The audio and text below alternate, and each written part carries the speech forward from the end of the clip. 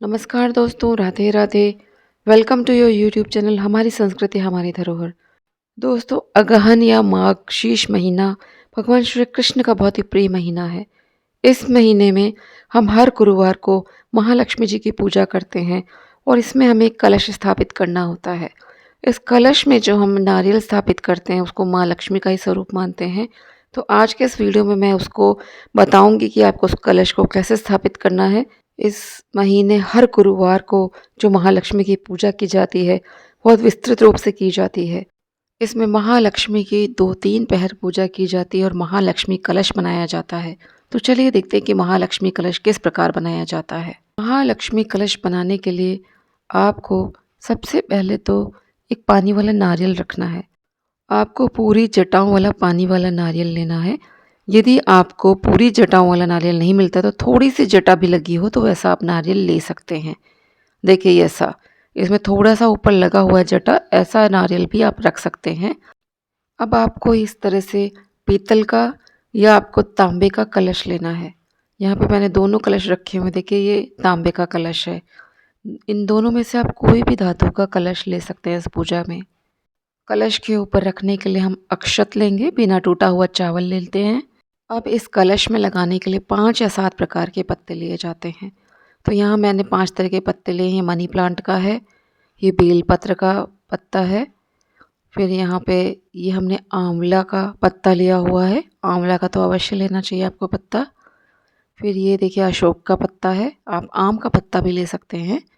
मैंने यहाँ पे बरगद का पत्ता भी लिया, देखिए बरगद का पत्ता है। तो मैंने ये 5 प्रकार के पत्ते ले लिए हैं।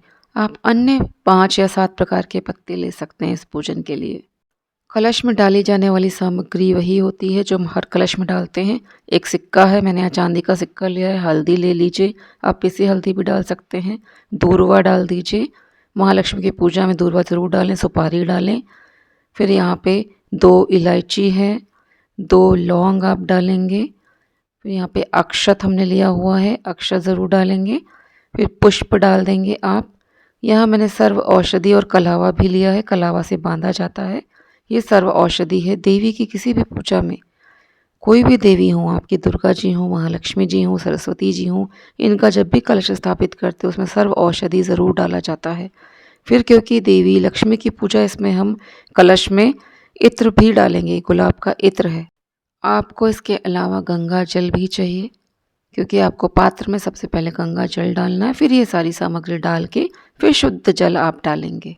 अब कलश के नारियल को हमें महालक्ष्मी का स्वरूप देने के लिए यहाँ पे श्रृंगार सामग्री लेनी होती है। अब हमें उसी जटा वाले नारियल को लेना है और उसको हमें कलर करना होता है। उसके लिए हम हल्दी लेंगे, हल्दी को हम गंगा जल डालकर गीला कर लेंगे। फिर रोली भी हमें चाहिए और आपको चावल का आटा चाहिए। चावल के आटे का प्रयोग इस पूजा में किया जाता है। ये भी नए चावल का आटा लिया जाता है। ये श्रृंगार सामग्री आपको लेना है। बिंदी है, चुनरी है, माँ का लहंगा अवश्य ले लीजिए। यहाँ पे कलश को लहंगा पहनाया जाता है, इस तरह से आप लहंगा ले लीजिए। और यहाँ पे उनके आभूषण भी लिए जाएंगे। ये लहंगा मैंने अभी घर पे बनाया है, आप रेडीमेड बाज़ार से भी ले सकते हैं। जैसी सुविधा आप उस प्रकार से लहंगा ले लीजिए। ये उनकी चुनरी है। यहाँ देखिए ज्वेलरी में मैंने जो आवश्यक ज्वेलरी है वो बता रही हूँ। ये तो माँ को करधनी हो गई, कमर में जो पहनाया जाता है वो डाल दिया जाता है हार की तरह से। ये मंगलसूत्र आप अवश्य ले लीजिए। आर्टिफिशियल सामग्री आप ले सकते हैं। ये मंगलसूत्र मैंने पिछले साल माँ को चढ़ाया था, तो मैं इसको स्वयं पहन सकती हूँ, इसलिए मैं इसको हटा के इस बार नया पहना दूंगी उन्हें।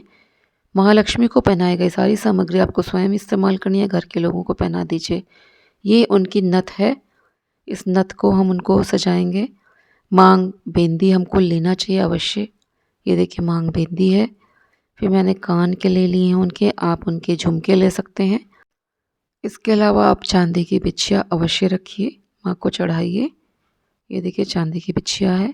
सुहाग सामग्री आपको ऑलमोस्ट माँ को चढ़ानी चाहिए। चूड़ियाँ आप ले लीजिए माँ को पहनाने के लिए। यहाँ देखिए मैंने चूड़ियों का सेट ले लिया है, ये माँ को आप अवश्य अर्पित करिए। सिंदूर आप चढ़ाइए, पीला सिंदूर लेके आपको रखना है।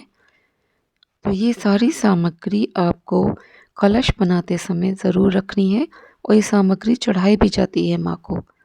तो ये आप 16 श्रृंगार की सामग्री ले सकते हैं या तो जो मैंने आपको दिखाई ज़रूरी सामग्री वही आप ले सकते हैं। तो ये हमने यहाँ पे नारियल लिया है। अब हम नारियल को पीली हल्दी से कलर करेंगे। ये मैंने हाथ में ही हल्दी को लेके इसको कलर करना शुरू करा है। आप इस नारियल को पूरा पीली हल्दी से कलर कर देंगे। हल्दी बहुत ही शुभ मानी जाती है। वैसे भी ये अगहन माघशीश का जो महीने में गुरुवार के दिन पूजा की जाती है, तो गुरुवार के दिन पीली वस्तुओं का वैसे भी बहुत उपयोग किया जाता है। यहाँ पे मैंने कुछ पत्ते रखे हैं। ये एक और नारियल बनता है। ये जो हमारा स्वागत कलश बनाया जाता है उसमें लगाया जाता है, ये वो है कलश, उसके लिए पत्तियाँ ली हुई हैं मैंने। अब देखिए इस नारियल को मैंने पूरी हल्दी से लगाकर रंग लिया है। अब हम यहाँ पे रोली लेंगे। रोली में भी आप गंगा जल मिलाइए और गंगा जल मिला के, ये देखिए रोली है, इसमें मैंने गंगा जल मिलाया है।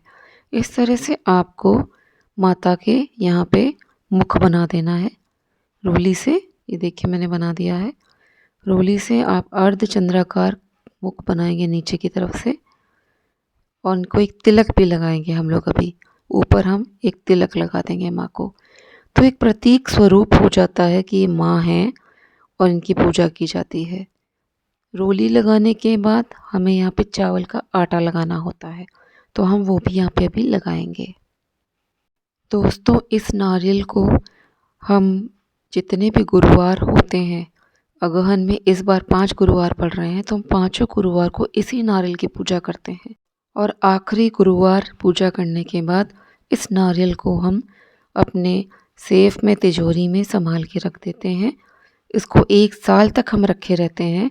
फिर जब नेक्स्ट ईयर हमारा ये अगहन माघशीश का महीना आता है, हम दूसरा नारियल जब हम माँ को चढ़ाते हैं, उसकी पूजा करते हैं, तब इस नारियल को हम बहते हुए जल में विसर्जित कर देते हैं या भूमि में विसर्जन कर देते हैं। हमने नारियल में हल्दी और रोली लगा दिया है। अब हम यहाँ पे चावल के आटे को लगाएंगे। चावल का आटा बहुत ही शुभ माना जाता है। ये नई धान का चावल होता है, इसको पुसवा के हमें रखना चाहिए। उसी का इस्तेमाल इस पूजा में हमें करना चाहिए। इससे हम रंगोली बनाते हैं, माँ के चरण बनाते हैं, तो नारियल पे भी हम इसी को लगाते हैं। देखिए मैंने उनके दोनों मुख की तरफ इसको लगा दिया है। कलश के ऊपर रखे जाने वाला नारियल हमारा अब तैयार है। अब हम यहाँ पे कलश को लेंगे। कलश के नीचे हमने अष्टदल कमल बनाया है, ये भी हमने अक्षत से बनाया है। अब हम इस कलश में गंगा जल डाल रहे हैं। आपको गंगा जल डालना चाहिए। इसके बाद जो मैंने आपको सामग्री दिखाई थी कलश में डालने वाली, वो सारी सामग्री आप इसमें एक एक करके डाल देंगे और महालक्ष्मी मंत्र का जाप करते रहेंगे या आप गणेश जी का नाम लेते हुए डालेंगे। हमें कोई ना कोई मंत्र का जाप करते हुए ही ये सारे कार्य करने चाहिए। हम इस कलश में सर्व औषधि भी डाल रहे हैं, हमें सर्व औषधि भी डालना चाहिए और इत्र भी डाल रहे हैं, इत्र भी आप डाल दीजिएगा और अंत में इसके घट तक आप शुद्ध जल भर देंगे। अब हम कलश पे पत्ते सजा देंगे। पत्तों पे आपको हल्दी, रोली, सिंदूर ये सब लगाना है। कलश पे भी आपको हल्दी, रोली, कुमकुम और वहाँ पे सतिया बनाना है और कलश के गले पे आपको कलावा ज़रूर बांधना है। कलश के ऊपर हम नारियल रख देंगे। फिर हम लहंगा पहनाएंगे। ये देखिए लहंगा है। आप भी जो लहंगा लाएंगे माँ को इस तरह से पहना देंगे जैसे मैंने पहनाया है। ये कलश के चारों तरफ आपको पहनाना है। फिर आप चूड़ियाँ पहना सकते हैं। कानों में देखिए मैंने पहना दिया है, नथनी मैंने पहना दी है, मांग बिंदी भी मैंने ऊपर पहनाई। देखिए इस तरह से आप लगा देंगे। तो कुछ इस तरह से आप अपने कलश को माँ का रूप समझ के सुसज्जित करेंगे, फिर उनकी आराधना करेंगे, पूजा करेंगे। ये मैंने माँ को देखिए यहाँ पे वेणी पहना दी है, इसको गजरा भी कहते हैं। अब हम माँ को चुनरी पहना देंगे। आप चुनरी अवश्य उड़ाइए। अब माँ का भव्य रूप यहाँ पे देखिए कितना प्यारा लग रहा है, इसकी आप आराधना करिए। तो दोस्तों अब मैं वीडियो को यहीं पे समाप्त करती हूँ। मिलते हैं नेक्स्ट वीडियो में। अपने नेक्स्ट वीडियो में मैं आपको बताऊंगी कि अगहन या माघशीश महीने में गुरुवार के दिन जो महालक्ष्मी की पूजा करते हैं, तो उसमें उनका स्वागत कलश कैसे बनाया जाता है। तो दोस्तों ये वीडियो यदि आपको उपयोगी लगा हो तो इसको लाइक करें, शेयर करें।